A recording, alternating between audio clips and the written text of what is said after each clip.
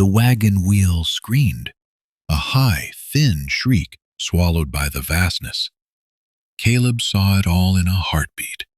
The lathered flanks of the panicked team, the wild-eyed woman clinging to the buckboard, the jagged mouth of the ravine yawning ahead.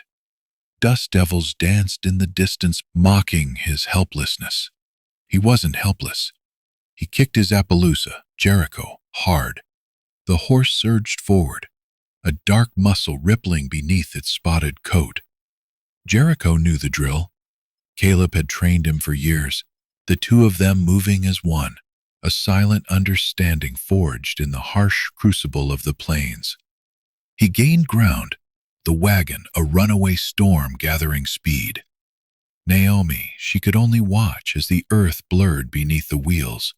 Her hands were raw, bleeding from where she gripped the splintered wood. Just hours ago, she'd been bartered like a worn saddle, traded for debts she hadn't made. Her husband, gone these past 2 winters from the fever, had left her with nothing but a small plot of land and a mountain of obligations. Now, even that was gone. The rancher, a thick-necked brute named Tolliver, had made it clear what he expected in return for clearing the ledger. She'd rather face the ravine. Jericho drew alongside the wagon. Caleb reached out, his calloused hand closing on the nearest rein. He pulled, hard, the muscles in his arms straining. The team, startled, veered slightly, the wagon wheels kicking up a spray of gravel. It wasn't enough. They were still headed for the edge. He had one chance. He vaulted from Jericho onto the buckboard, landing with a jarring thud. Naomi gasped, her eyes wide with terror. He ignored her, focusing on the reins. He saw the fear in her eyes. He was a stranger, another man imposing his will. But he didn't have time for explanations. He yanked on the reins, sawing them back and forth, fighting the team's panic. The wagon lurched violently, throwing Naomi against him. He steadied her with one arm, his grip firm but gentle. He had to stop them before they reached the ravine. Slowly, painstakingly, he began to gain control. The horses, sensing his authority, started to respond, their frantic pace easing. The wagon slowed, the screech of the wheels lessening. They were still close to the edge, but they were slowing. Finally, with a last, desperate pull, he brought the wagon to a halt just inches from the precipice. The horses stood trembling, their flanks heaving. Naomi slumped against him, her body shaking. He released her, stepping back. He didn't speak, just watched her, his face impassive. He could see the exhaustion etched on her face, the despair in her eyes. He knew what it meant to lose everything. He dismounted, leading Jericho, turned back to Naomi. She was still sitting on the buckboard, staring blankly ahead. He knew he couldn't leave her here, not like this. He cleared his throat, the sound rough in the stillness. "Tolliver," he said, his voice low and gravelly, a voice rarely used. "Where was he taking you?" Naomi flinched at the sound of the name. "His ranch," she whispered, her voice barely audible. "North of here, near the river." Caleb nodded. He knew the place, a sprawling spread built on stolen land and watered with stolen lives. He looked at Naomi again, his gaze unwavering. "I'm heading that way," he said. "You can come with me or stay here. Your choice." He didn't elaborate, didn't offer false promises or empty platitudes. He simply stated the facts. The choice was hers. He would not force her. He waited, the silence stretching between them. The only sound was the wind whistling through the ravine, a mournful song of loss and despair. Finally, Naomi looked up, her eyes meeting his. There was a flicker of something in them, a spark of hope rekindled in the ashes of her despair. I'll come with you," she said, her voice stronger now. "But I have nothing to offer." Caleb mounted Jericho. "You offer yourself," he said, the words barely a whisper. "That's enough." He held out his hand. Naomi hesitated for a moment, then took it. He helped her onto Jericho behind him, her body trembling against his back. He turned the horse north, towards Tolliver's ranch. The sun was beginning to set, casting long shadows across the plains. The dust devils had faded, leaving behind a stillness that was both peaceful and ominous. He didn't know what the future held. He didn't know if he could protect her from Tolliver, from the harsh realities of the West. But he knew he couldn't stand by and watch another soul be broken. He had to try. As Jericho moved forward, Naomi leaned closer, her breath warm against his neck. "Thank you," she whispered. He didn't reply. He just kept riding, his eyes fixed on the horizon, his heart filled with a quiet determination. The West was a brutal place, but even in the darkest corners, there was still room for mercy. And sometimes that was all that mattered. He knew, somehow, that this was not the end of her story. It was only the beginning. The long ride north would give them time for her to heal, time for him to decide what he must do. The trading post was a blot on the landscape, a crude rectangle of raw timber and mismatched planks clinging to the edge of nowhere. The smell hit them first, a potent mix of stale whiskey, unwashed bodies, and desperation. Caleb reined in Jericho, the horse uneasy in the crowded yard. Naomi huddled behind him, her face pale. He helped her down, his hand lingering a moment on her arm.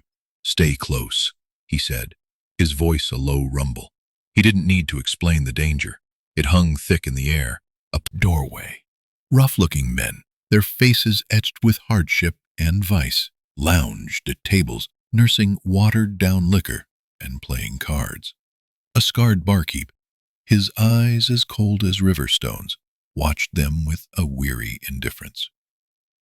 Caleb led Naomi to a small, unoccupied table in the corner.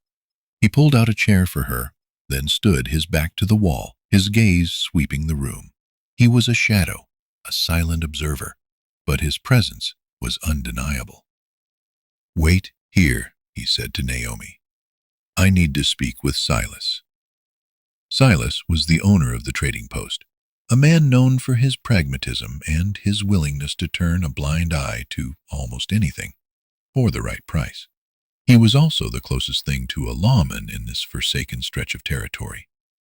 Caleb approached the bar, the floorboards creaking beneath his boots. The barkeep watched him approach, his expression unchanging. "Silas here?" Caleb asked, his voice quiet but carrying. The barkeep nodded, jerking his thumb towards a back room. "He's busy. Don't expect a warm welcome." Caleb ignored the warning and walked towards the back room. He didn't bother knocking. He simply pushed the door open and stepped inside.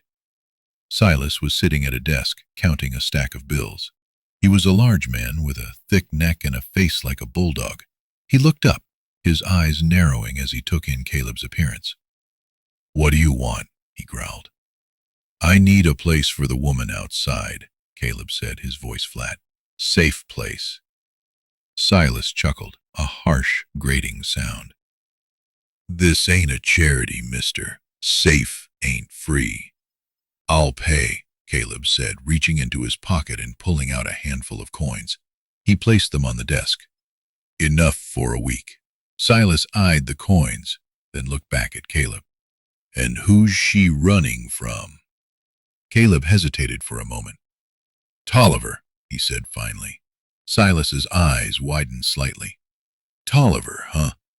That's a powerful man to cross." "She didn't cross him," Caleb said. "He was taking what wasn't his." Silas shrugged. "That's Tolliver's way. Don't get involved, stranger. It ain't worth the trouble." "I already am," Caleb said, his hand instinctively moving towards the Colt peacemaker strapped to his hip. Silas saw the movement and held up his hand. All right, I get it. She can stay, but don't expect me to fight your battles for you. This is my place, and I ain't risking it for some woman." "I don't expect you to," Caleb said. "Just keep her safe." He turned and walked back towards the main room, his mind already racing. He knew Tolliver wouldn't let this go. He'd come looking for Naomi, and when he did, there would be trouble. As he stepped back into the main room, he saw them, Two men, their faces grim, were standing over two men, his eyes narrowed, his face a mask of cold fury. "She's under my protection," he said, his voice low and dangerous. "Leave her alone." The two men exchanged glances. They were big, burly, but they could see the danger in Caleb's eyes. They knew he was a man who wouldn't hesitate to use his gun. "Tolliver wants her back," one of them said, his voice defiant. "She belongs to him." "She belongs to no one," Caleb said, his grip tightening on his Colt. "Now get out of here." The tension in the room was thick enough to cut with a knife.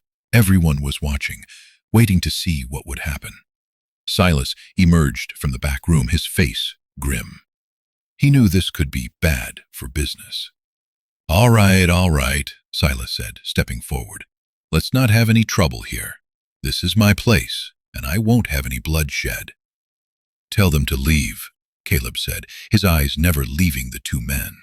Silas hesitated for a moment, then nodded. "You heard him. Get out of here. Tell Tolliver she's here, and he can come get her himself. But there won't be any fighting in my trading post." The two men glared at Caleb, then turned and walked out of the trading post. They knew they were outmatched, at least for now. Caleb watched them go, his hand still on his gun. He knew this was just the beginning. Tolliver would be back, and he'd be bringing more men. He had to be ready. He turned to Naomi, his expression softening slightly. "Are you all right?" he asked. She nodded, her voice trembling. "Thank you," she whispered. "You saved me again." "It's not over yet," Caleb said, his gaze sweeping the room. "He'll be back." He knew he had a choice to make. He could leave Naomi here, in the supposed safety of the trading post, and ride away. Or he could stay and face Tolliver, risking his own life to protect her. He looked at Naomi, at the fear in her eyes, and he knew he couldn't leave her. He had started this, and he would see it through to the end. He pulled up a chair next to her and sat down, his hand resting on his Colt. He was ready for whatever came next. The silence in the room was broken only by the crackling of the fire and the distant howl of a coyote. The wait had begun. The meager room Silas provided was little more than a storage closet, barely big enough for a cot and a small wash basin. The walls were thin, the air thick with the smell of dust and stale tobacco. But it was shelter. And for Naomi, after days of fear and uncertainty, it felt like a sanctuary. Caleb stood awkwardly in the doorway, his large frame filling the space. He hadn't spoken since the confrontation with Tolliver's men, his silence a heavy presence in the small room. "Thank you," Naomi said again, her voice barely a whisper. She sat up. "Silas says you'll bring some food later." Naomi nodded again.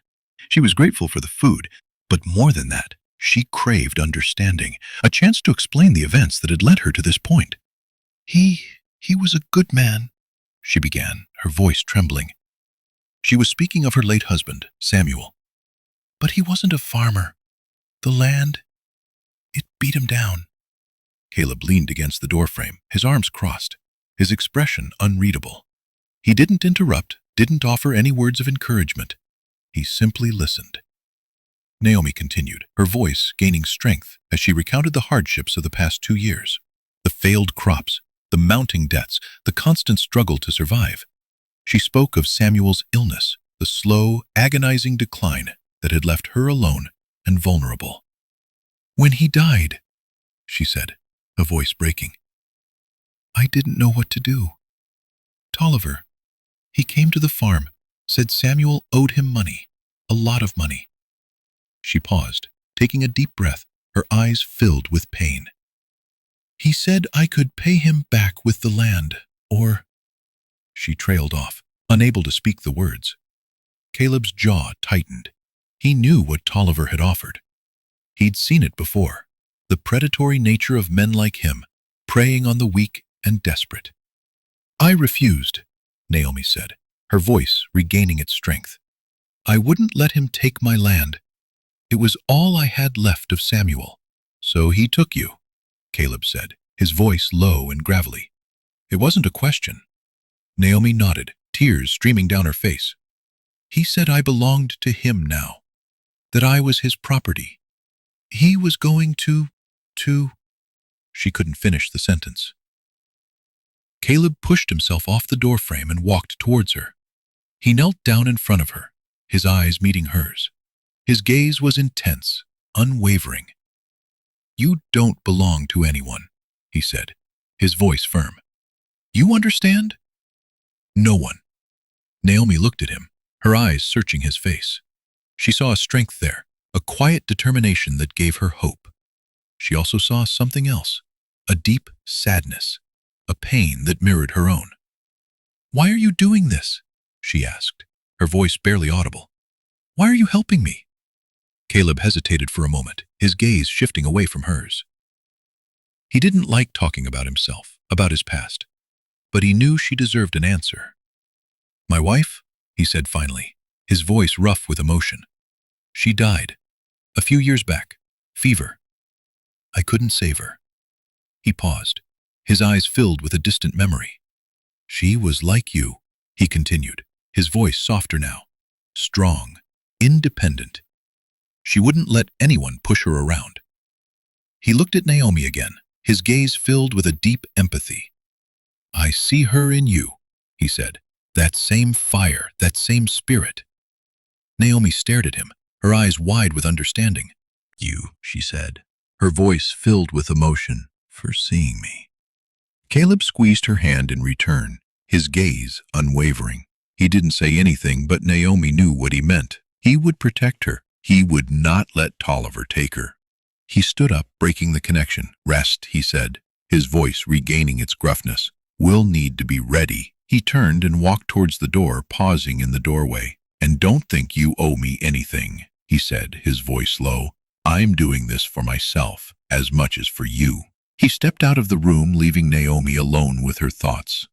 She lay down on the cot, her body exhausted, her mind racing. She was still afraid, but she was also filled with a newfound sense of hope. She had found an unlikely ally in this silent, stoic cowboy, and she knew, somehow, that together they might just be able to overcome the darkness that was closing in around them.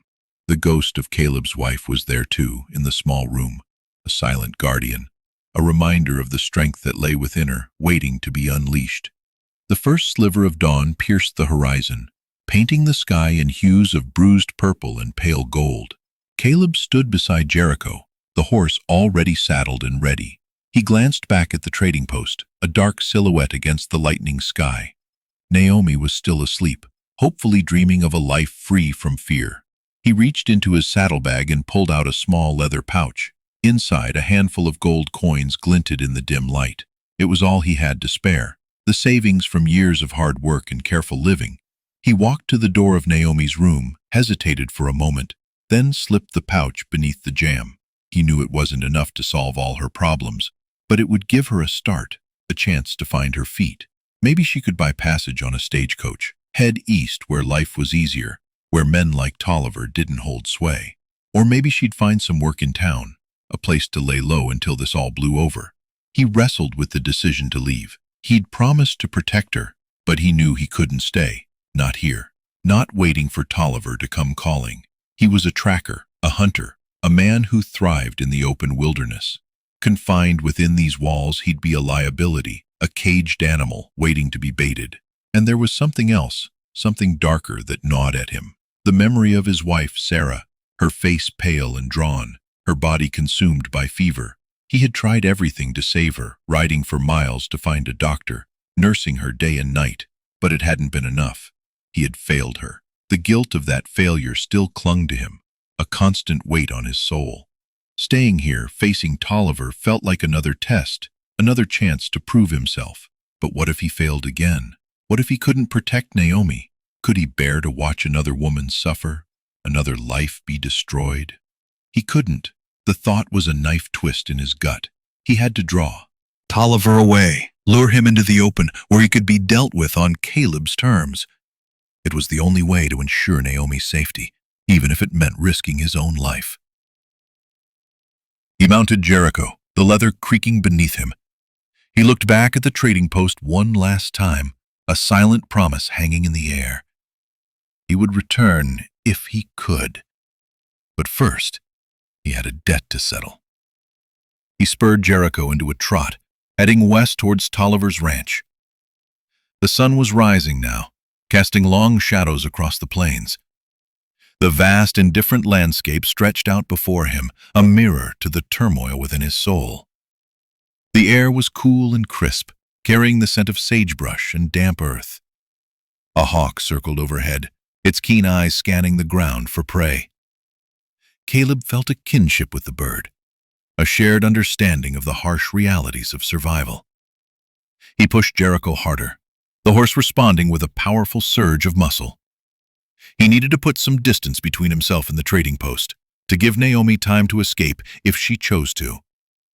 He thought of her face etched with fear and exhaustion, her spirit still flickering despite the hardship she had endured. He hoped she would be all right, that she would find a way to rebuild her life. He hoped she would forgive him for leaving. He knew she probably wouldn't understand his reasons, his need to confront Tolliver, to make him pay for his cruelty. She would see it as recklessness, as a needless risk, and maybe she would be right. But he couldn't stand by and watch Tolliver continue to prey on the weak and vulnerable. He had to do something, anything, to stop him. It was a matter of principle, a matter of honor, and maybe, just maybe, it was a way to atone for his past failures. As Jericho ate up the miles, Caleb's thoughts turned to Tolliver. He knew the man's reputation, his ruthlessness, his willingness to use violence to get what he wanted. He knew this confrontation would be dangerous, possibly deadly. He checked his Colt, ensuring it was loaded and ready. He also carried a rifle in his saddle scabbard, a Winchester Model 1873, a weapon he knew intimately. He was prepared for a fight, but he hoped it wouldn't come to that. He preferred to avoid violence whenever possible. He had seen too much of it in his life, too much death and destruction. But he wouldn't hesitate to defend himself, or those he had sworn to protect. He reached the crest of a low ridge and paused, surveying the landscape. In the distance he could see the faint outline of Tolliver's ranch, a cluster of buildings nestled in a valley near the river. It looked peaceful from here, deceptively so. He took a deep breath, steeling himself for what lay ahead. He knew this would be a difficult day, a day that could change everything. But he was ready. He had made his choice, and he would see it through to the end, no matter the cost. He spurred Jericho forward, descending the ridge and heading towards the valley. Higher in the sky now, casting a harsh light on the land. The air was still cool, but it carried a hint of the heat that was to come. As he rode, he felt a sense of grim determination settling over him. He was no longer haunted by the ghosts of his past. He was focused on the present, on the task at hand. He was Caleb, the tracker, the hunter, the protector, and he was coming for Tolliver. The land itself seemed to hold its breath, waiting. The dust swirled around Jericho's hooves as Caleb approached Tolliver's ranch. The air hung heavy with the scent of cattle and manure, a stark contrast to the crisp, clean air of the open plains. He could see men moving around the ranch, their figures small and indistinct at this distance. He slowed Jericho to a walk, his senses on high alert. He needed a plan, a way to confront Tolliver without putting himself at unnecessary risk. He couldn't just ride in guns blazing. That would be suicide. He needed to be smart, to use his skills as a tracker and hunter to his advantage. He scanned the surrounding terrain, looking for cover, for a place to observe the ranch without being seen. He spotted a cluster of rocks on a nearby hillside, a perfect vantage point. He urged Jericho towards it, keeping low in the saddle. He dismounted behind the rocks, tying Jericho to a stunted juniper bush. He pulled out his binoculars and focused them on the ranch. He could see Tolliver now, standing on the porch of the main house, talking to a couple of his men. He looked like a king surveying his domain, his posture arrogant and self-assured. Caleb watched him for a long time, studying his movements, his mannerisms. He needed to understand his enemy, to anticipate his actions. He knew that Tolliver was a dangerous man, but he also knew that he was not invincible. He had weaknesses, vulnerabilities that Caleb could exploit. As Caleb observed Tolliver's ranch, back at the trading post, a different kind of storm was brewing. Silas, nursing a bruised ego and a bottle of cheap whiskey, paced behind the bar. The humiliation of being defied in his own establishment gnawed at him. He had been made to look weak, and in this harsh land, weakness was a death sentence. "He just waltzes in here," Silas slurred, slamming his fist on the counter, "threatens me in my own damn place, and then rides off like he owns the territory." A few patrons, hardened men who had seen their share of trouble, watched him with a mixture of amusement and disdain. They knew Silas was all bluster, a coward hiding behind a facade of authority. "Maybe you should just let it go, Silas," one of them drawled, a grizzled old prospector with a missing tooth. "Ain't worth getting yourself killed over some woman." Silas glared at him, his face flushed with anger. "You think I'm scared?" he snarled. "I'll show you scared. I'll show all of you." He grabbed his shotgun from behind. "I'm going after him," he announced, his voice thick with whiskey. "And anyone who wants to come with me is welcome. We're going to teach that stranger a lesson he won't soon forget." To Silas's surprise, a few men rose to their feet, their eyes gleaming with a mixture of boredom and bloodlust. They were drifters, outlaws, men with nothing to lose and a taste for violence. They saw this as an opportunity for excitement, a chance to prove their own toughness. "I'm in," one of them said, a wiry young man with a Colt Peacemaker strapped to his hip. "I ain't seen a good fight in a while." "Me too," another chimed in, a hulking brute with a scarred face and a rusty Bowie knife. "I could use some target practice." Silas grinned, his spirits lifting. He wasn't alone after all. He had a posse, a band of armed men ready to enforce his will. He felt a surge of power, a renewed sense of authority. "All right, let's ride," he said, his voice regaining its confidence. "We're going to bring that son of a bitch back here and make an example of him. And anyone who helps him, anyone who stands in our way, will suffer the same fate." The posse mounted their horses, a motley collection of nags and mustangs, and rode out of the trading post, heading west towards Tolliver's ranch. The dust billowed behind them, a dark cloud of vengeance rising in the afternoon sun. Silas led the way, his shotgun held high, his eyes burning with a righteous fury. He imagined himself as a lawman, bringing justice to the wild frontier. But in reality, he was just a petty man, fueled by alcohol and a desperate need to regain his lost pride. The landscape stretched before them, harsh and unforgiving. The sun beat down mercilessly, baking the earth and scorching the skin. The horses labored under the heat, their flanks lathered with sweat. But Silas pushed them onward, driven by his obsession. He wouldn't rest until he had caught Caleb, until he had made him pay for his insolence. He would show him what it meant to defy Silas, the owner of the trading post, the self-proclaimed ruler of this desolate stretch of territory. He would make an example of him, a warning to anyone else who dared to challenge his authority. As the posse rode, Silas's thoughts turned to Naomi. He had seen the way Caleb looked at her, the protectiveness in his eyes. He wondered if they were lovers, if they had a history together. He didn't like the idea of another man touching her, of sharing her secrets. He had always considered Naomi to be his property, in a way. He had watched her for years, ever since she had arrived in the territory with her husband. He had seen her struggles, her hardships. He had offered her help in his own crude way. But she had always refused him, always kept him at arm's length. Now, with her husband gone, he had thought she might finally turn to him, might finally accept his advances. But then Caleb had arrived, and everything had changed. He had stolen her away, taken her under his protection. Silas clenched his jaw, his anger simmering. He wouldn't let Caleb have her. He would reclaim what was rightfully his. He would make her his own, no matter the cost. He would show her who was really in charge, who really cared for her. He spurred his horse onward, his posse following close behind. The sun was beginning to set, casting long shadows across the plains.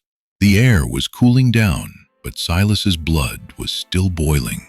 He was determined to find Caleb, to confront him, to reclaim his honor and his prize. He would not be denied.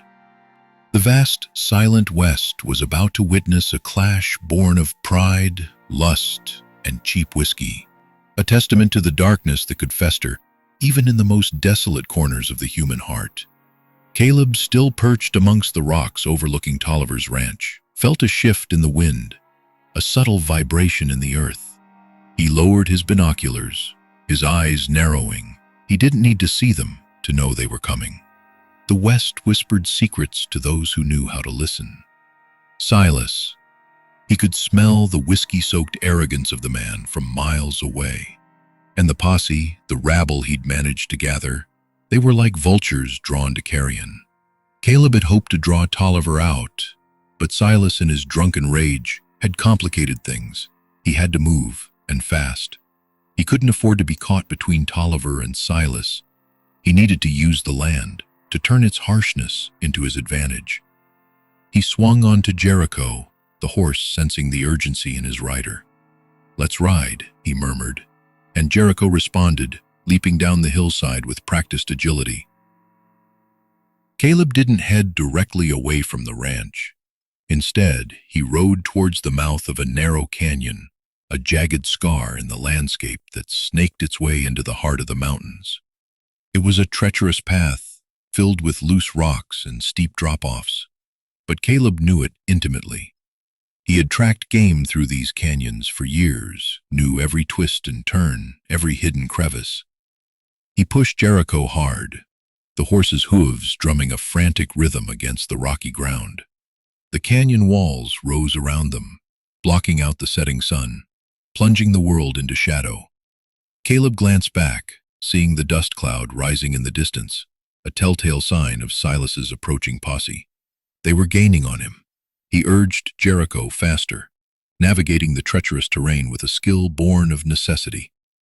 He knew Silas and his men wouldn't be able to keep up this pace for long. They were town dwellers, ill-equipped for the rigors of the wilderness. As he rode deeper into the canyon, Caleb began to lay a trail, a subtle series of diversions designed to confuse his pursuers. He'd dismount briefly, drag a branch across the trail to obscure his tracks, then remount and continue on. He'd splash through landscape, a shadow that flickered and faded.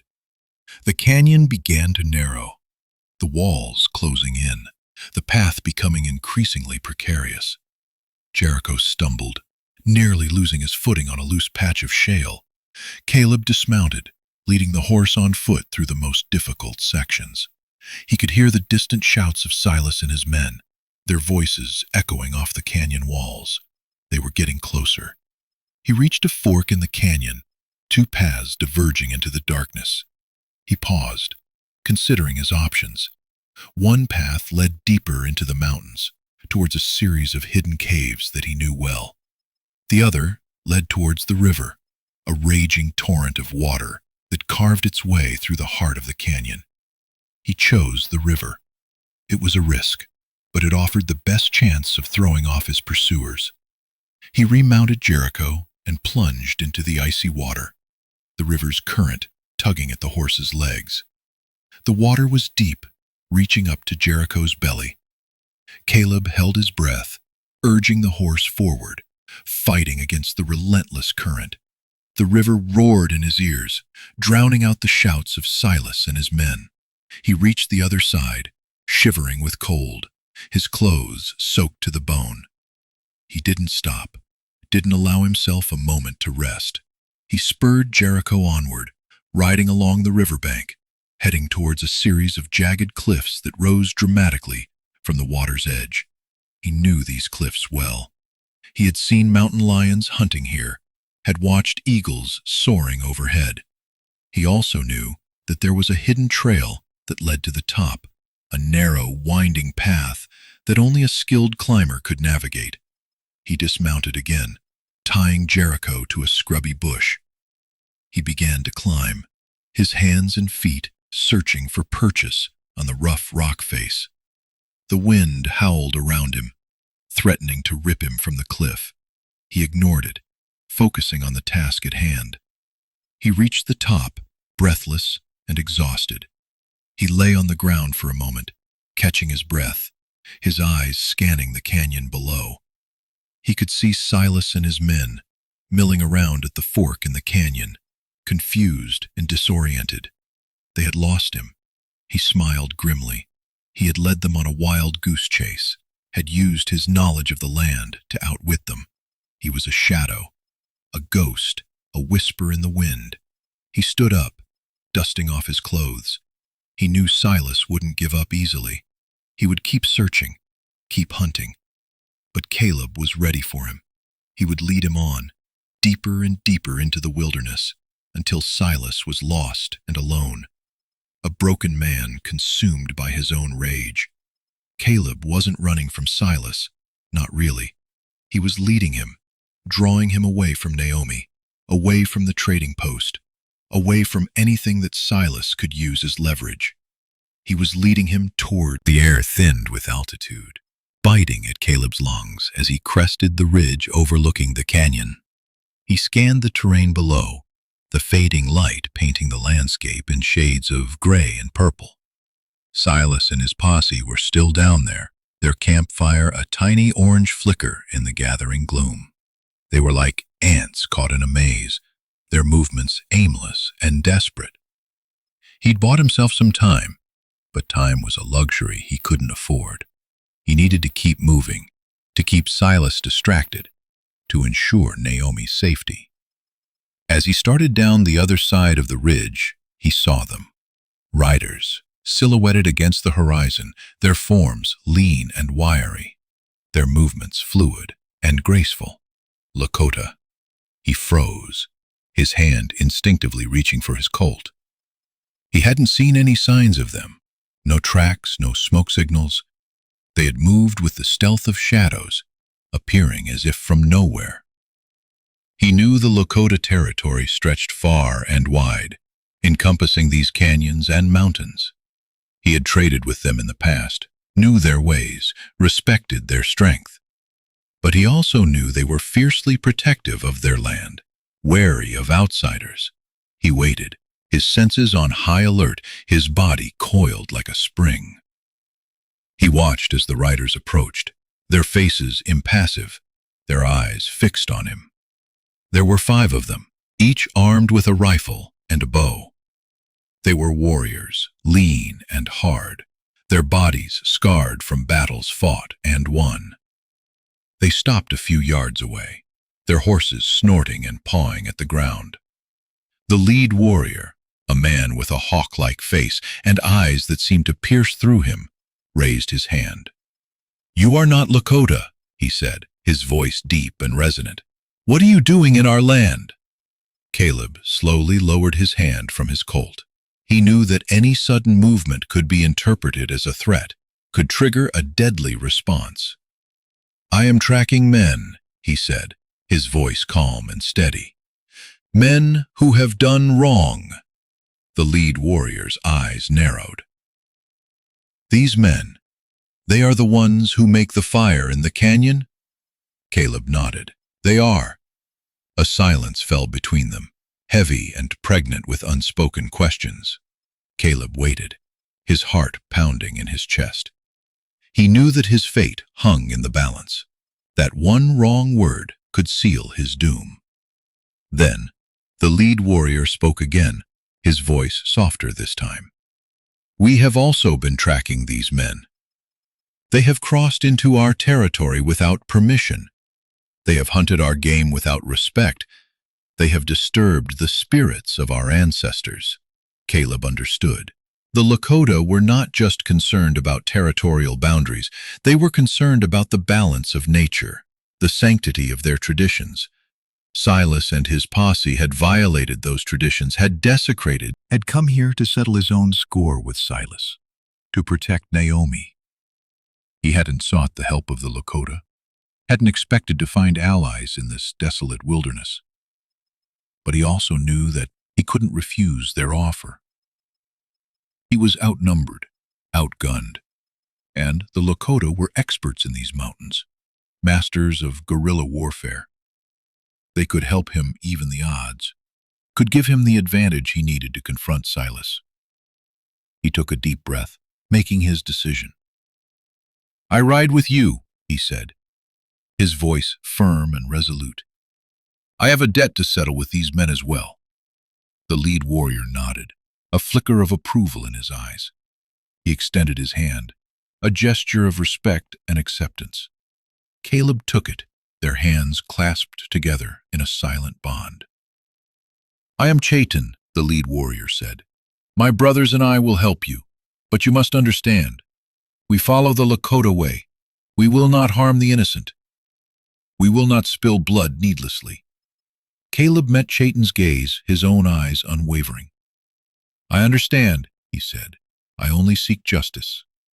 Chaitin released his hand, turning to his warriors. He spoke to them in Lakota, his voice low and urgent. They nodded in response, their faces grim and determined. Then Chaitin turned back to Caleb, gesturing towards the canyon below. "We will wait until dawn," he said. "Then we will strike." Oh no. Awa, awa, awa, awa, awa, awa, awa. Caleb nodded, his heart filled with a mixture of hope and apprehension. He had found unexpected allies in this harsh wilderness, but he knew that the coming day would be filled with danger and uncertainty. He had to trust Chaitin, to trust the Lakota way. He had to believe that, together, they could bring justice to Silas and his men, and protect Naomi from harm. As the night deepened, Caleb sat with the Lakota warriors around a small campfire, their faces illuminated by the flickering flames. They spoke little, their silence broken only by the crackling of the fire and the hooting of an owl in the distance. Caleb felt a sense of peace in their presence, a sense of belonging that he hadn't felt in a long time. He was an outsider, a white man in Lakota territory, but he was also a fellow warrior, bound to them by a shared purpose. He looked up at the stars, their light brilliant and unwavering in the clear night sky. He thought of Naomi, hoping that she was safe, that she was far away from the danger that was about to unfold. He whispered a prayer to the spirits of the West, asking for their protection, their guidance, their blessing. He knew that he was walking a dangerous path, but he was ready to face whatever challenges lay ahead. He was Caleb, the tracker, the hunter, the protector. And he was not alone. The wind carried his silent vow into the vast expanse of the night. The first rays of dawn kissed the canyon walls, painted black and red that transformed him into a figure of primal power. The other warriors followed suit, their faces hardening with resolve. Caleb checked his Colt, ensuring the cylinder spun freely, the chambers loaded. He felt a knot of anxiety in his stomach, a familiar sensation that always accompanied the approach of violence. He wasn't a killer, but he was a survivor, and he would do whatever it took to protect those he cared about. Chaitin led them down the ridge, their movements swift and silent. They moved like shadows, blending into the landscape, becoming one with the earth. They reached a narrow pass, a natural bottleneck in the canyon where the walls rose steeply on either side. It was the perfect ambush point. Chaitin positioned his warriors strategically, concealing them behind rocks and bushes. Caleb took his position alongside Chaitin, his eyes scanning the canyon below. They waited, their patience honed by years of hunting and warfare. The sun climbed higher in the sky, casting long shadows across the canyon floor. The air grew still, heavy with anticipation. Caleb could hear the distant sounds of Silas and his posse, their voices echoing off the canyon walls. They were getting closer. Then they appeared. Silas led the way, his face grim and determined, his shotgun held at the ready. His posse followed close behind, their eyes scanning the terrain, their hands resting on their weapons. They were tired, hungry, and demoralized, but they were still armed and dangerous. They entered the pass, their horses' hooves kicking up dust and gravel. They were completely unaware of the danger that awaited them. Chaitin raised his hand, signaling his warriors to prepare. Caleb took a deep breath, his heart pounding in his chest. He focused on his target, his mind clearing of all distractions. When Silas and his posse were fully within the pass, Chayton lowered his hand. The Lakota warriors erupted from their hiding places, unleashing a volley of arrows and gunfire, the air filled with the sounds of chaos and destruction. Arrows whizzed through the air, finding their marks with deadly accuracy. Gunshots echoed off the canyon walls, creating a deafening cacophony. Horses screamed and reared, throwing their riders to the ground. Men cried out in pain and terror. Silas's posse was caught completely off guard. They scrambled for cover, but there was nowhere to hide. The Lakota warriors were relentless, their attacks swift and precise. Caleb moved with deadly efficiency, his Colt spitting lead. He targeted the most dangerous members of the posse, the ones who posed the greatest threat.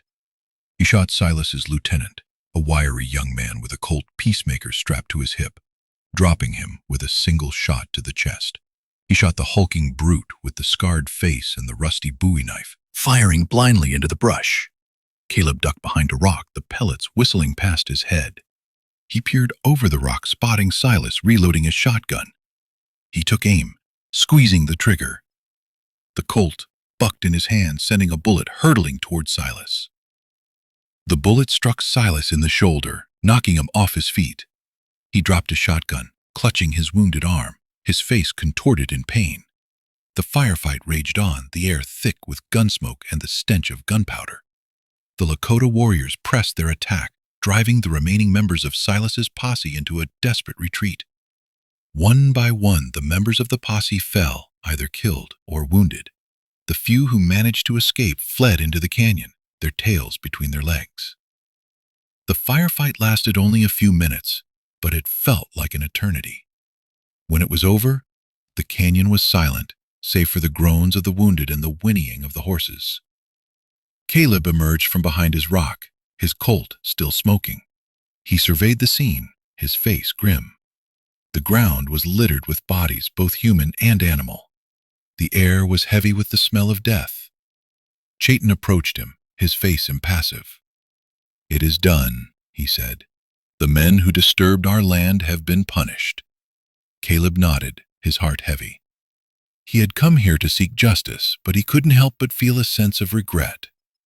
He had taken lives, had contributed to the violence and bloodshed that plagued the West. He looked at Silas, lying on the ground, his face pale and drawn. He was still alive, but he was badly wounded. Caleb approached him, kneeling beside him. "It's over, Silas," he said, his voice low and steady. "It's time to end this." Silas looked up at him, his eyes filled with hatred and despair. You haven't won," he gasped. I'll get you for this." Caleb shook his head. "There's no winning in this game, Silas. Only losing." He stood up, turning to Chayton. "What will you do with him?" he asked. Chayton considered for a moment. "We will leave him here," he said. "Let the spirits of the West decide his fate." Caleb nodded. It was a harsh sentence, but it was just. Silas had brought this upon himself. He turned and walked away, leaving Silas to his fate. He had done what he had come to do. He had protected Naomi, had brought justice to Silas and his posse. But he knew that the violence would continue, that the West would always be a land of conflict and bloodshed. He walked towards Jericho, his horse waiting patiently nearby. He mounted up, turning his back on the carnage and riding away, leaving the canyon and its ghosts behind. He had a long journey ahead of him, a journey towards healing and redemption, but he was ready to face it, with the memory of the Lakota warriors and their silent courage etched in his heart. The sun echoes of gunfire fading into the vast silence of the West. The dust swirled around Jericho's hooves as Caleb urged him onward, the image of the carnage in the canyon fading with each mile. He'd done what he set out to do, but the victory felt hollow, tainted by the bloodshed. He hadn't saved anyone. Not really. He just delayed the inevitable, shifted the scales of fate for a fleeting moment. He needed to find Naomi, ensure her safety, then disappear. He was a shadow, a ghost, and he couldn't afford to linger. He had a feeling Silas's defeat wouldn't be the end of it. There were always others, vultures circling, waiting to pick at the bones of misfortune. He rode for hours, the landscape blurring into a monotonous tapestry of sagebrush and scrub. The sun beat down mercilessly, baking the earth and draining his energy. He stopped only to water Jericho, allowing the horse a brief respite before pressing on. As dusk approached, he reached the trading post, a ramshackle collection of buildings huddled together against the vastness of the prairie. It was deserted, the windows dark and empty, the silence broken only by the creaking of the wind in the eaves. He dismounted, his hand instinctively reaching for his colt. He approached the main building cautiously, his senses on high alert. He pushed open the door, the hinges groaning in protest. The interior was dimly lit, the air thick with the smell of dust and stale tobacco. The shelves were mostly bare, the counters cluttered with debris. He scanned the room, his eyes searching for any sign of Naomi. "Naomi?" he called out, his voice echoing in the silence. There was no response. He moved further into the building, checking the back rooms, the storage sheds, the stables. He found nothing, only emptiness and decay. He felt a surge of panic, a cold dread that gripped his heart. Had Silas taken her somewhere else? Had someone else gotten to her first? He returned to the main room, his mind racing, trying to piece together what had happened. He noticed something he hadn't seen before, a scrap of paper lying on the floor near the counter. He picked it up, unfolding it carefully. It was a hastily written note, scrawled in a shaky hand. "Gone to the river, need time, don't follow." It was Naomi's handwriting. He felt a flicker of relief, a small spark of hope. She was alive at least, but the note was cryptic, unsettling. Why had she gone to the river? What did she need time for? And why did she tell him not to follow? He knew he couldn't heed her warning.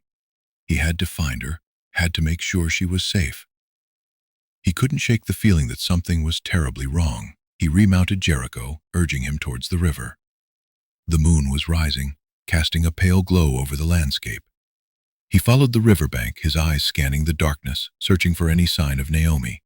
He rode for miles, the river winding its way through the rugged terrain. He passed abandoned homesteads, crumbling ruins, and desolate canyons. He saw no one, heard nothing, only the whisper of the wind and the rush of the water. Then he saw it, a small campfire, burning brightly on the riverbank. He slowed Jericho to a walk, approaching cautiously. As he drew closer, he saw her. Naomi was sitting by the fire, her face illuminated by the flames. She was staring into the fire, her expression blank and distant. He dismounted, approaching her slowly. "Naomi?" he said, his voice soft and gentle. She looked up, her eyes widening in surprise. "Caleb," she said, her voice barely a whisper. "What are you doing here? I told you not to follow." "I had to make sure you were safe," he said. "What happened? Why did you leave?" She hesitated, her eyes darting nervously around the clearing. It's complicated," she said. "Tell me," he urged. "I can help." She took a deep breath, her shoulders slumping. "Silas, he wasn't just buying me to be his wife," she said. "He wanted something else." "What do you mean?" Caleb asked, his brow furrowing. "He thought I knew where it was," she said, her voice trembling. "The gold." Caleb stared at her, his mind reeling. "Gold," he said. "What gold?" "My father. He used to talk about it," she said. "A hidden mine deep in the Lakota territory. He said it was cursed, that it brought nothing but misfortune." "And Silas thought you knew where it was?" Caleb asked. She nodded. "He said my father told me before he died. He said it was my inheritance." Caleb felt a surge of anger, a burning rage that threatened to consume him. Silas hadn't just wanted a bride, he'd wanted a map to a fortune, a key to unlock the riches buried beneath the Lakota land. He'd seen Naomi as nothing more than a tool, a means to an end. "That's why he was so desperate to get his hands on you," Caleb said, his voice tight with anger. "That's why he was willing to do anything." Naomi nodded, tears streaming down her face.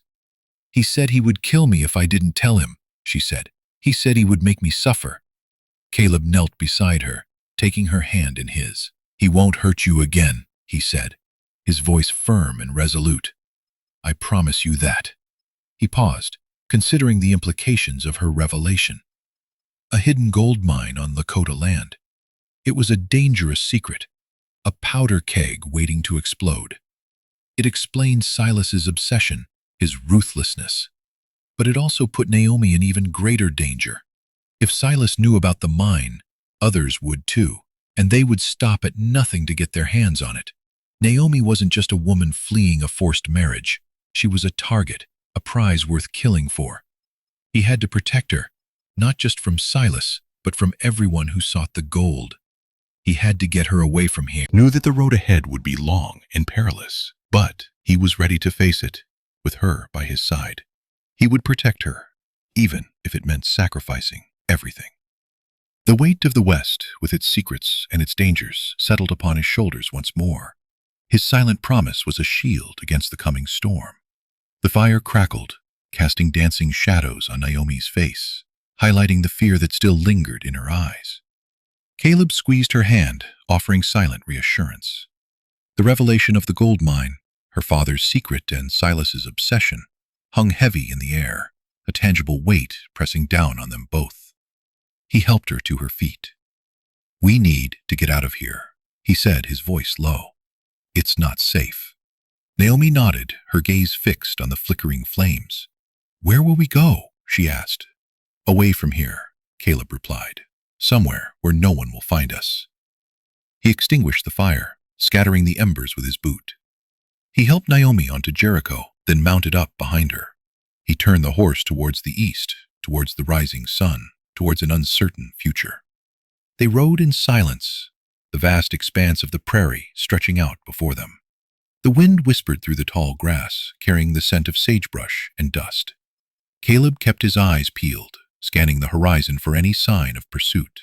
He knew that Silas, even wounded, wouldn't give up easily, and he knew that others, drawn by the lure of gold, might be watching, waiting for an opportunity to strike.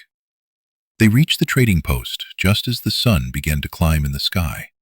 The building stood stark and silent against the vast landscape, a grim reminder of the violence and desperation that plagued the West.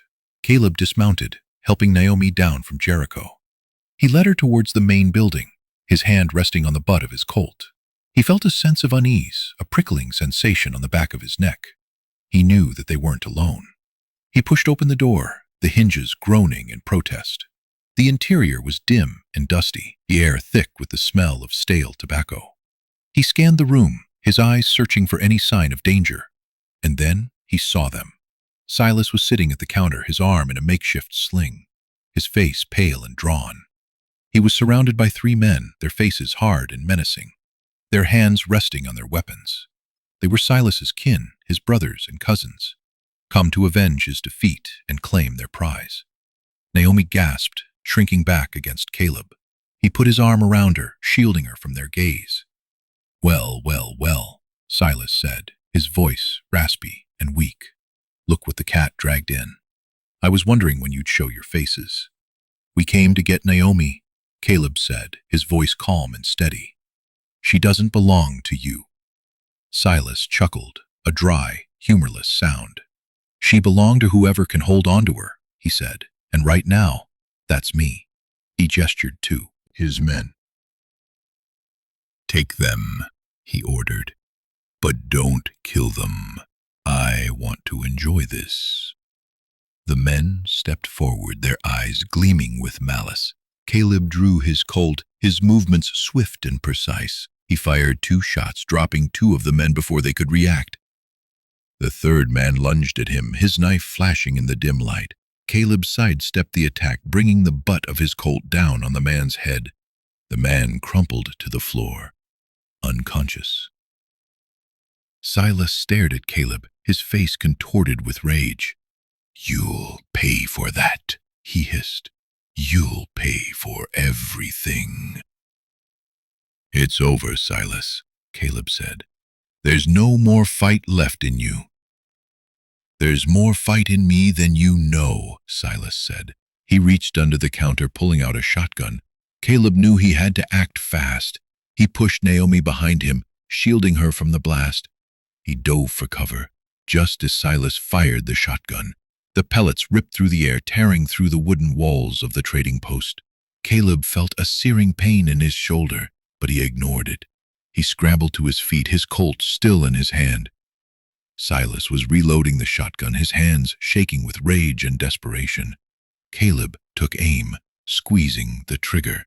The bullet struck Silas in the chest, sending him sprawling backwards. He landed on the floor, his eyes wide with shock.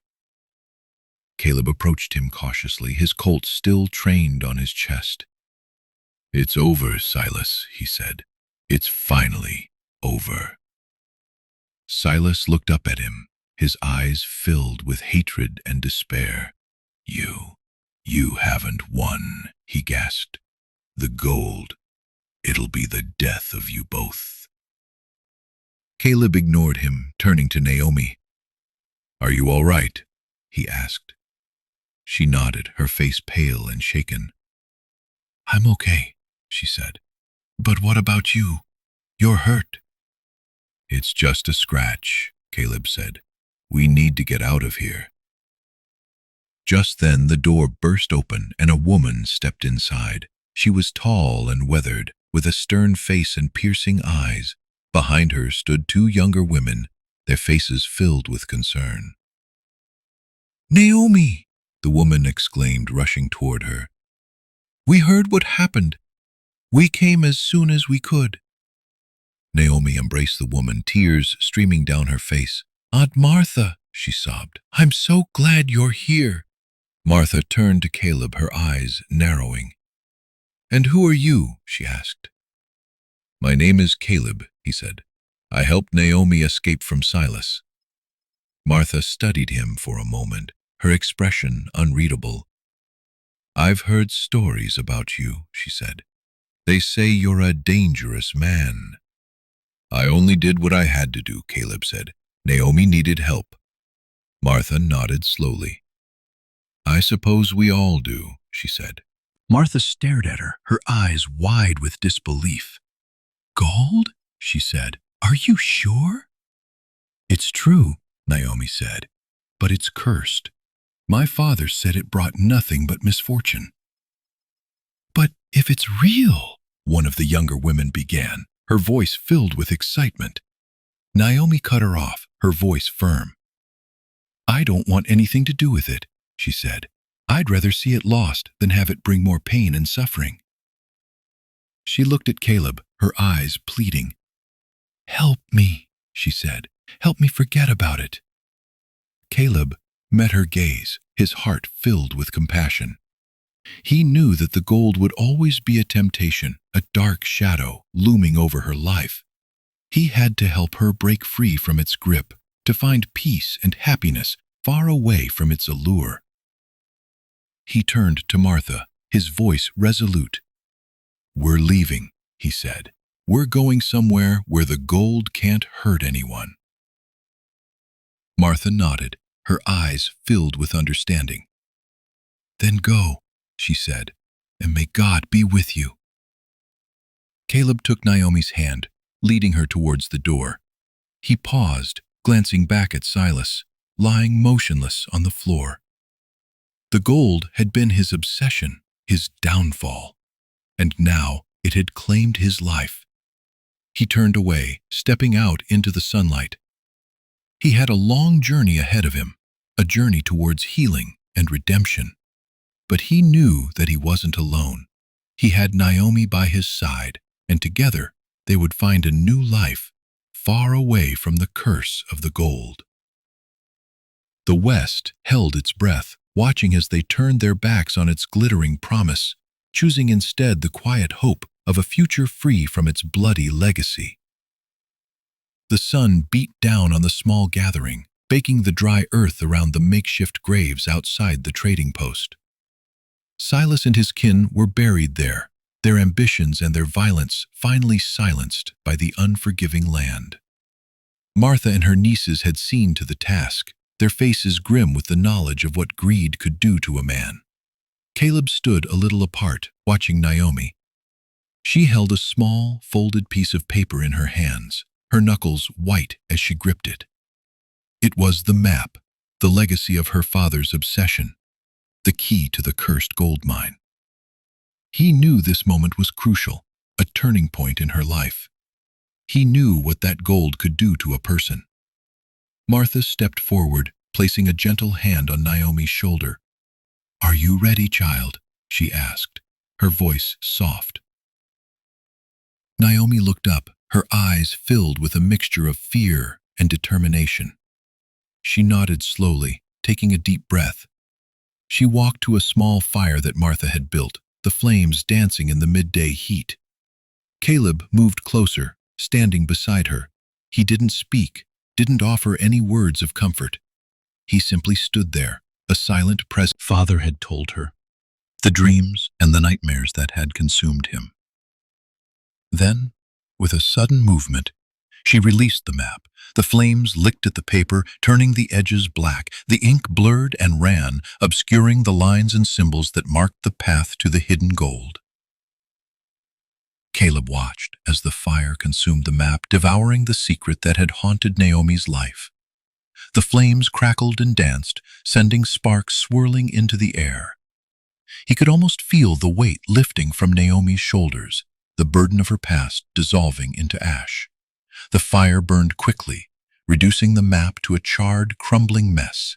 Naomi watched until the last flicker of flame died out, until only embers remained.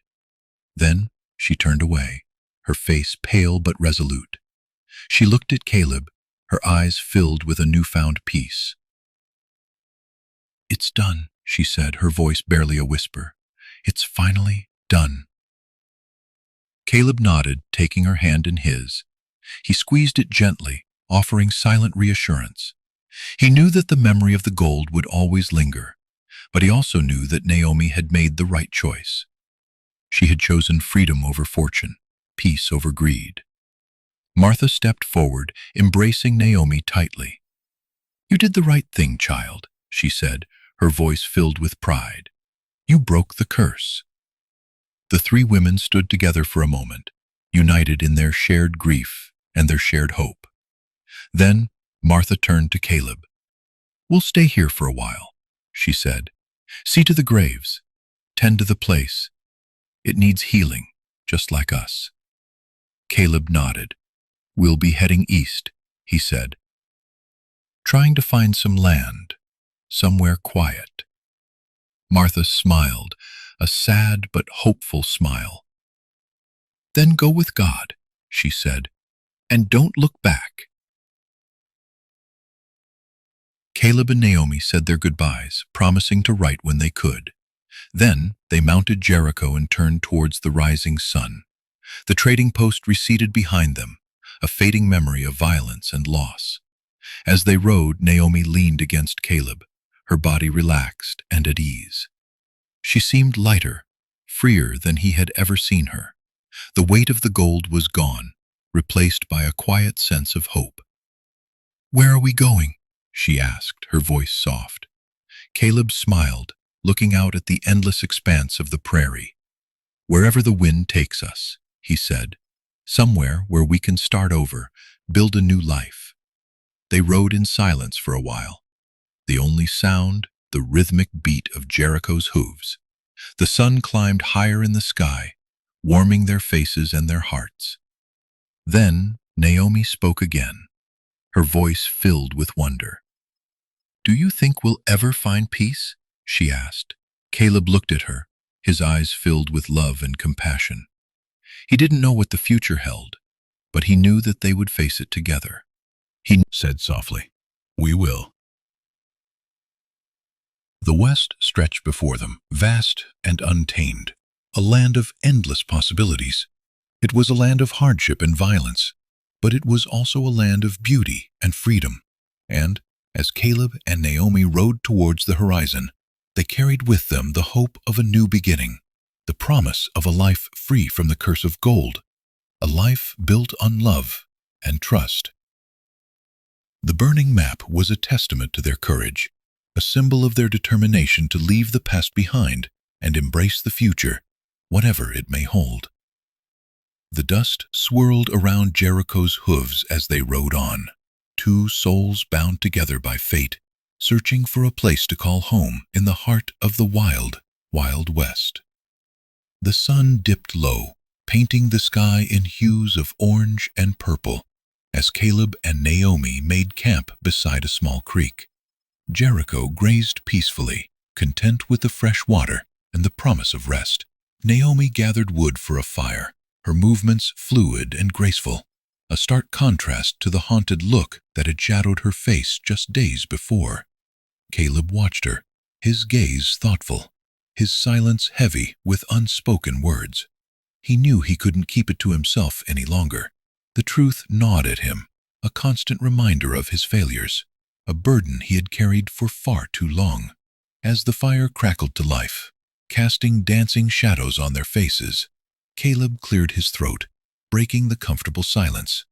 "Naomi," he began, his voice rough, "there's something I need to tell you." Naomi looked up, her brow furrowing with concern. "What is it, Caleb?" He hesitated, his gaze dropping to the flickering flames. "It's about my wife," he said, his voice barely a whisper. Naomi's eyes widened with surprise. She knew Caleb had been married before, but he rarely spoke of his past.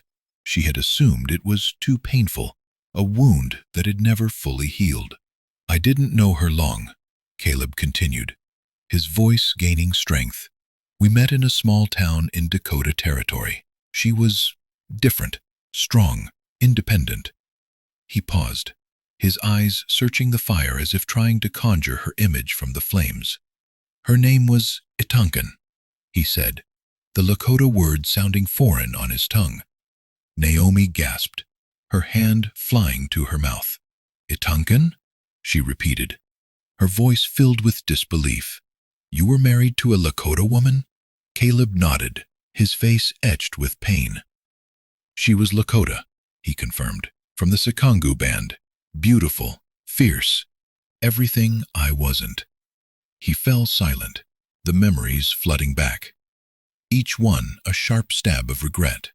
He remembered their courtship, the stolen moments beneath the prairie sky, the whispered promises of a future together. He remembered the joy in her eyes, the strength in her spirit. "We were happy," he said. Hunger and desperation raided their small settlement, leaving death and destruction in their wake. "They came in the night," Caleb said, his voice barely audible. "Burning, looting, killing. I tried to fight them off, but I was outnumbered. I couldn't protect her." He closed his eyes, the image of Itancan's lifeless body seared into his memory. He had been too slow, too weak, too unprepared. He had failed her, utterly and completely. "She died in my arms," he whispered, tears streaming down his face. "And I've never forgiven myself." Naomi reached out, taking his hand in hers. Her touch was gentle, comforting. She understood his pain, his guilt. She had seen death and destruction firsthand and felt the sting of loss and the weight of despair. "Caleb," she said, her voice soft and soothing, "it wasn't your fault. You did everything you could." He shook his head, his eyes filled with anguish. "No," he said. "I could have done more. I should have done more. I should have protected her." He pulled his hand away, standing up and pacing restlessly beside the fire. "That's why I helped you, Naomi," he said, his voice filled with self-loathing. "Not out of kindness, not out of compassion, but out of guilt." Naomi stared at him, her face pale with shock. "Guilt?" she repeated. "What do you mean?" I saw you being sold, being treated like property, Caleb said, his voice rising with emotion. And I saw Itancan. I saw her face in yours. And I knew I had to do something. I had to try to save you, to make amends for my past failures.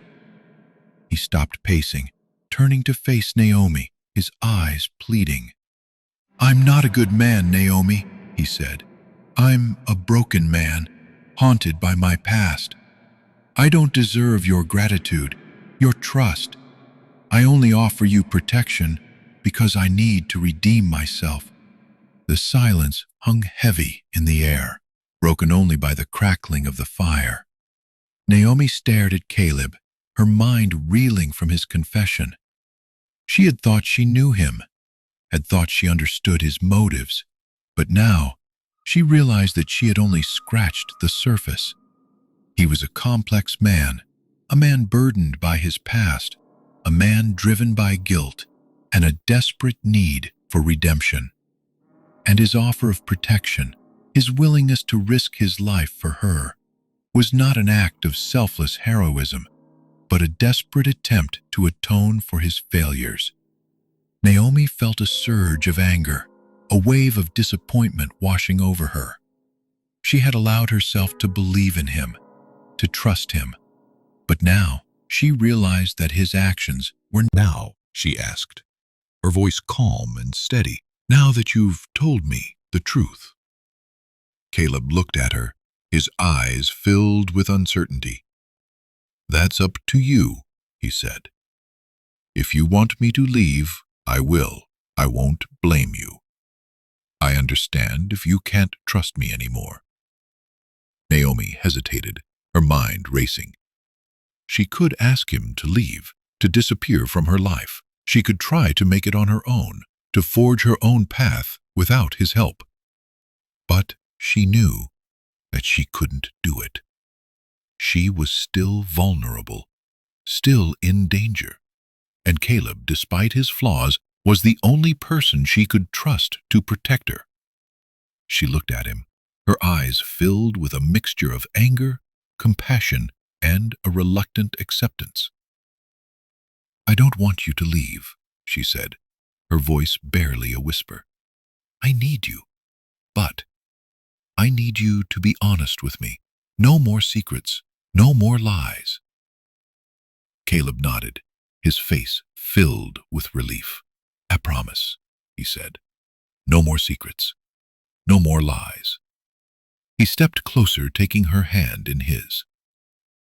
I know I don't deserve your forgiveness, Naomi, he said, but I'll do everything I can to earn it. I'll protect you, not out of guilt, but out of respect, out of a genuine desire to help you. Naomi met his gaze, her heart filled with a fragile hope. She didn't know if she could ever fully trust him, but she was willing to try. She was willing to give him a chance to redeem himself, to prove that he was more than just a broken man haunted by his past. The fire crackled and danced, casting dancing shadows on their faces, illuminating the fragile bond that had formed between them. They were two lost souls, bound together by fate, searching for a way to heal their wounds and find a new beginning.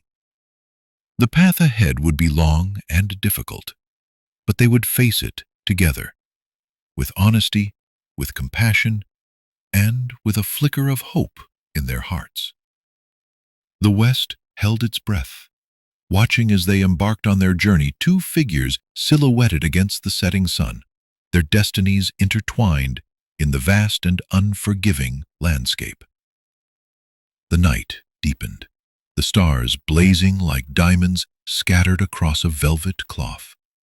The fire had burned down to glowing embers, casting long, dancing shadows that played tricks on the eye. Naomi sat beside Caleb, a comfortable silence settling between them. The weight of his confession, his raw vulnerability, hung in the air, but it felt lighter now. tempered by her acceptance. She reached into her satchel, her fingers brushing against the soft leather. She pulled out a small, intricately beaded pouch. Offering it to Caleb felt like a leap of faith, a vulnerable offering of trust. Taking a deep breath, she extended her hand, offering the pouch to him. "Caleb," she said softly, her voice barely a whisper. "I want you to have this." Caleb looked up, his brow furrowing with confusion. He took the pouch from her hand, his fingers brushing against hers. The touch sent a jolt of warmth through him, a feeling he hadn't experienced in years. He examined the pouch, his eyes tracing the intricate beadwork. He recognized the patterns, the symbols of protection and healing that were deeply ingrained in Native American culture. He knew what it represented, the significance of the gift. "What is it?" he asked, his voice filled with curiosity. "It's a medicine bag," Naomi explained. "My grandmother made it for me years ago. It's meant to bring healing and protection." She paused, her eyes meeting his. "I want you to have it," she repeated, "to help you heal from your past." Caleb stared at the pouch, his mind reeling. He didn't deserve this act of kindness, this offering of forgiveness. He had confessed his darkest secrets, revealed his deepest flaws, and yet Naomi was offering him a gift, a symbol of hope. He looked at her, his eyes filled with gratitude and a hesitant wonder. I don't know what to say," he stammered. "I don't deserve this." Naomi smiled, a gentle, forgiving smile. "Yes, you do," she said. "Everyone deserves a chance to heal. Everyone deserves a little bit of hope." She reached out, taking his hand in hers. "It's not just for you," she added. "It's for Itancan, too. To honor her memory, to acknowledge the pain she suffered." Caleb closed his eyes, the words resonating deep within him. He realized that Naomi was right. This wasn't just about him, about his guilt and his need for redemption.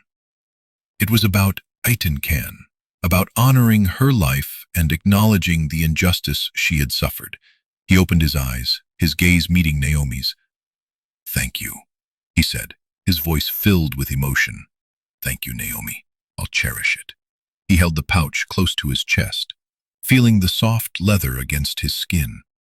It felt warm, comforting, as if the spirit of Itancan was reaching out to him, offering him forgiveness and peace.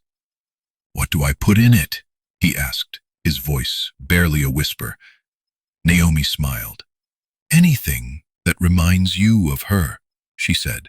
"A piece of cloth, a feather, a stone, anything that holds her memory." Caleb nodded, his mind racing. He didn't have much left of Itancan, only fragments of memories and the lingering pain of her loss. But he knew he could find something. Itancan had laughed, her voice echoing across the vast landscape. He remembered that she had picked a small, smooth stone from the ground, a stone that shimmered with flecks of gold. She had given it to him, a token of her love, a symbol of their shared joy. He would find a stone, he decided. He would find a stone that reminded him of Itancan, a stone that captured the beauty and the spirit of the woman he had loved and lost. He looked at Naomi, his eyes filled with gratitude. "I'll find something," he said. "Something that will honor her memory." Naomi squeezed his hand, her touch gentle and reassuring. "I know you will," she said. They sat in silence for a while, the fire crackling softly, the stars shining brightly above them. The medicine bag rested in Caleb's hand, a symbol of hope, a promise of healing, a testament to the power of forgiveness. Naomi leaned against Caleb, her body relaxed and at ease. She had taken a leap of faith, offering him a piece of herself, trusting that he would honor it, that he would use it to heal his wounds and find a new beginning.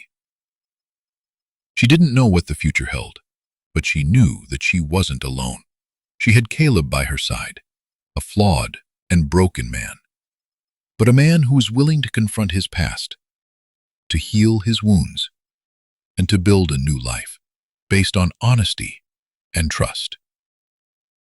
As the night deepened, they drifted off to sleep, the medicine bag resting safely beside Caleb, a silent guardian, a promise of a brighter tomorrow.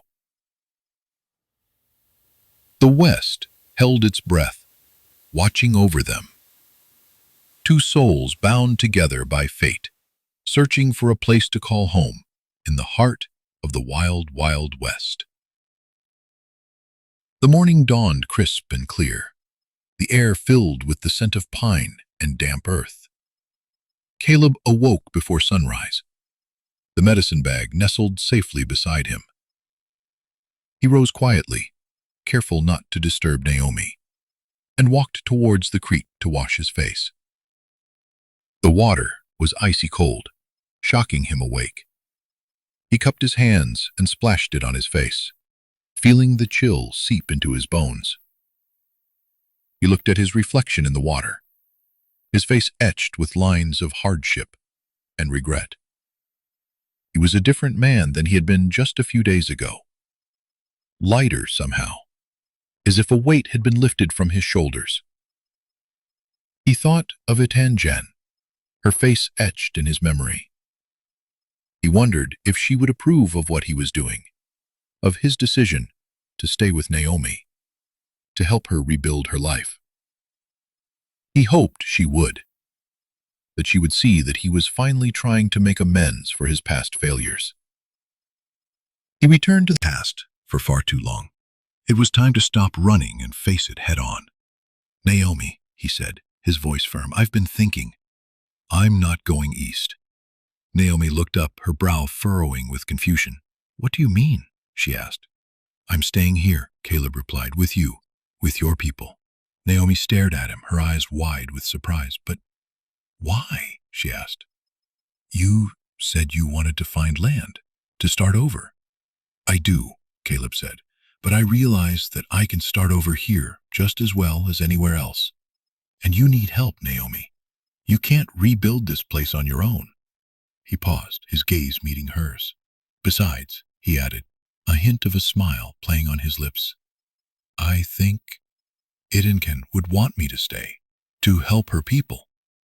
Naomi's eyes filled with tears. She had hoped that Caleb would stay, but she hadn't dared to ask him. She knew he had his own life to live, his own dreams to pursue. "Thank you, Caleb," she said, her voice choked with emotion. "Thank you for staying." Caleb reached out, taking her hand in his. "It's the least I can do," he said. They spent the rest of the day packing up their camp and preparing to return to the trading post. As they worked, Caleb noticed a change in Naomi. She seemed more confident, more determined. The weight of the past was still there, but it didn't seem to be crushing her anymore. As they rode towards the trading post, Caleb felt a sense of peace he hadn't experienced in years. He was finally doing something worthwhile, something that mattered. He was helping Naomi rebuild her life, helping her people heal from their wounds. When they arrived at the trading post, Martha greeted them with open arms. She was overjoyed to see that Caleb had decided to stay. "Welcome home, son," she said, embracing him tightly. Caleb felt a surge of warmth. He had never had a family of his own, but he realized that he was finally becoming part of one. In the days that followed, Caleb threw himself into the work of rebuilding the trading post.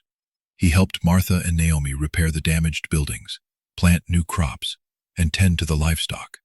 He learned the Lakota language, listening intently as Naomi and Martha spoke, mimicking their words and phrases.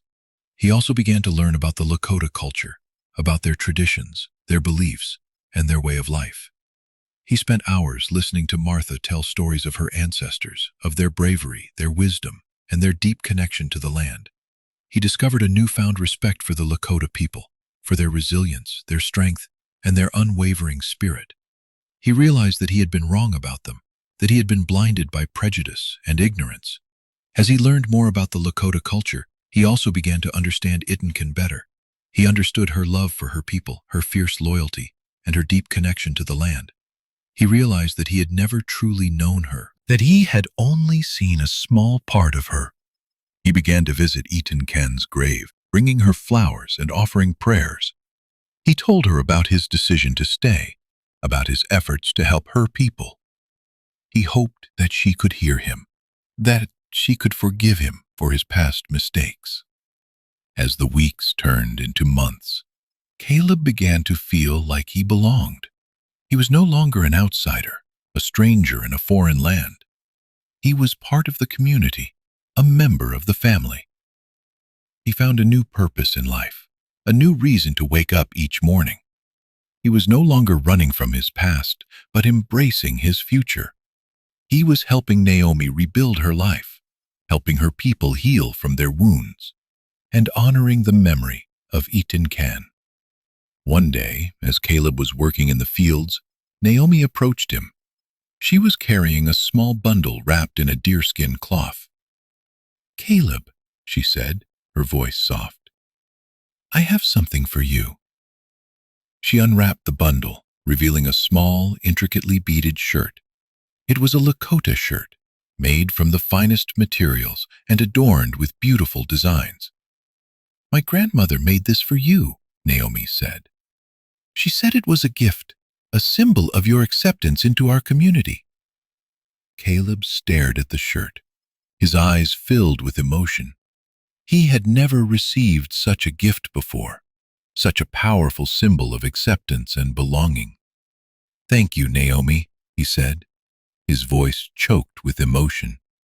"Thank you. I'll wear it with pride." He took the shirt from her hands, holding it close to his chest. He felt a surge of gratitude, a deep sense of belonging. He was finally home.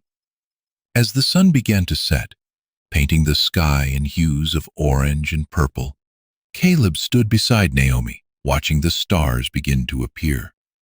He looked at her, his heart filled with love and gratitude. "Thank you, Naomi," he said, "for everything." Naomi smiled, a gentle, forgiving smile. "You're welcome, Caleb," she said. "We're a family now." They stood in silence for a while, the stars shining brightly above them.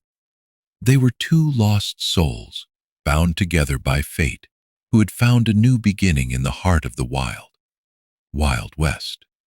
And as they looked out at the vast and unforgiving landscape, they knew that they were finally home. Years etched themselves onto the faces of Caleb and Naomi, lines mirroring the furrows they plowed in the Dakota soil. The trading post, once scarred and broken, now stood as a testament to their shared labor, a beacon of resilience against the relentless wind. Children, their eyes bright with mischief and the wisdom of the plains, darted between the buildings, a testament to life's tenacious grip. Caleb, his hair now streaked with silver, moved with a quiet grace, his hands calloused but gentle. He spoke Lakota belonging he had found. He was no longer haunted by Itancan's ghost, though her memory remained a quiet presence in his heart. The medicine bag, always close, held a smooth, golden-flecked stone, a tangible link to the woman he had loved and lost.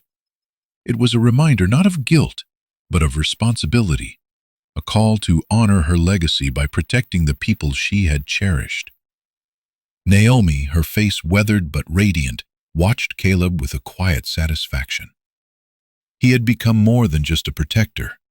He was a partner, a friend, a part of her family. The trading post thrived under their care, a place where Lakota and white settlers alike could trade fairly, where stories were shared over steaming cups of coffee, and where justice, though sometimes slow, often prevailed. But the West was a fickle mistress, and peace was a fragile thing. The relentless encroachment of settlers, the broken treaties, and the insatiable hunger for land continued to cast a shadow over the plains. Tensions simmered, threatening to boil over into violence. One sweltering afternoon, a rider arrived at the trading post, his face grim, his horse lathered in sweat. He was a young Lakota man from a nearby village, his eyes burning with anger and fear. "They're coming," he said, his voice tight with urgency. "The soldiers, they're forcing us off our land." Naomi's heart sank. She had heard whispers of this, rumors of the government's latest scheme to dispossess the Lakota of their ancestral lands. But she had hoped it was just talk, a cruel jest of fate. "How many?" Caleb asked, his voice calm but firm. "A company," the young man replied. "Maybe more. They're rounding up our people, forcing them onto the reservation." Naomi and Caleb exchanged a look, a silent understanding passing between them. They had seen this before, the brutal displacement, the broken promises, the crushing of a people's spirit. "We have to do something," Naomi said, her voice filled with determination. Caleb nodded. "We will," he said, "but we have to be smart about it." They gathered the people of the trading post, Lakota and white alike, and laid out a plan. They knew they couldn't fight the soldiers head-on. They were outnumbered, outgunned. But they could use their knowledge of the land, their understanding of the Lakota culture, to buy time, to protect their people. Caleb rode out to meet the soldiers, his face impassive, his eyes betraying nothing. He spoke to the commanding officer, a stern-faced man with a rigid sense of duty, arguing for fairness, for compassion, for the recognition of the Lakota's inherent rights. He knew his words were unlikely to sway the officer, but he hoped to stall them, to give Naomi and the others time to prepare. While Caleb negotiated, Naomi and the others worked feverishly. They helped the Lakota. They also sent word to other Lakota villages, warning them of the soldiers' approach, urging them to resist peacefully, to stand their ground with dignity and strength. The standoff with the soldiers lasted for days, a tense dance of words and threats. Caleb, with his quiet demeanor and his unwavering resolve, became a symbol of resistance, a voice for the voiceless. Finally, the commanding officer, frustrated by Caleb's stubbornness and the growing unrest among the Lakota, issued an ultimatum. He gave them 24 hours to vacate their land or face the consequences. Naomi knew that the time for talk was over. They had to act, and they had to act decisively. Under the cover of darkness, she and Caleb led the Lakota families to the hidden valley, a place of ancient springs and towering pines, a sanctuary where they could find refuge. As they reached the valley, Naomi looked back at the trading post, its lights twinkling in the distance. It was more than just a building. It was a symbol of hope, a testament to the power of community, a beacon of light in a darkening world. She knew that they would face many challenges in the days to come. They would have to find food, build shelter, and defend themselves against the inevitable attacks. But she also knew that they were not alone. They had each other, and they had the strength of their ancestors to guide them. Years passed. The trading post, abandoned and weathered, became a ghost of its former self. But the story of the silent cowboy who stood up for the Lakota widow, who defied the government and protected her people, lived on, whispered on the wind. It wasn't gold or glory that mattered, but the quiet courage to stand against injustice and the slow, hard work of healing old wounds.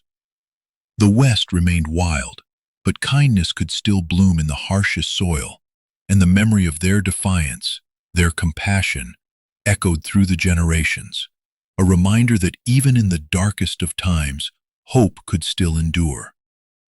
The silent cowboy's legacy wasn't etched in stone, but in the hearts of the people he defended, a whisper on the wind carrying the scent of sage and the promise of a more just tomorrow.